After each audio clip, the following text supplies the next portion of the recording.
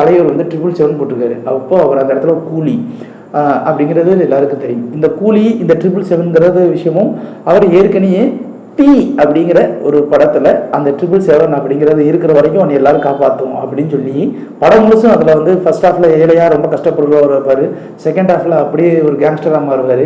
அவரை சுட்டு பிடிக்கணும் அப்படின்ற போலீஸாக அவருடைய தம்பியாக சுமன் வருவார். சுமன் யாருன்னா சிவாஜி படத்தோடைய ரஜினிக்கு வில்லனாக வரவர் தான் தம்பியாக அதில் நடிச்சிருப்பார்.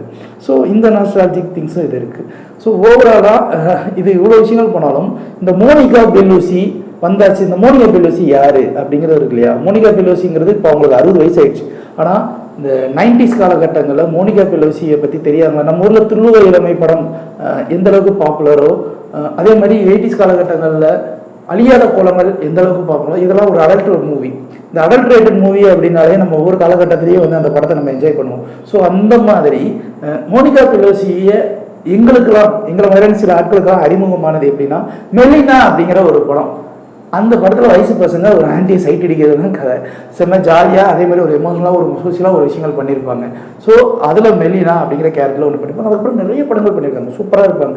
ஸோ அந்த ஒரு கேரக்டர் தான் மோனிகா பெல்லூசி. கண்டிப்பாக லோக்கியும் அனிருத்துக்கும் ரொம்ப பிடிச்சிருக்கும்.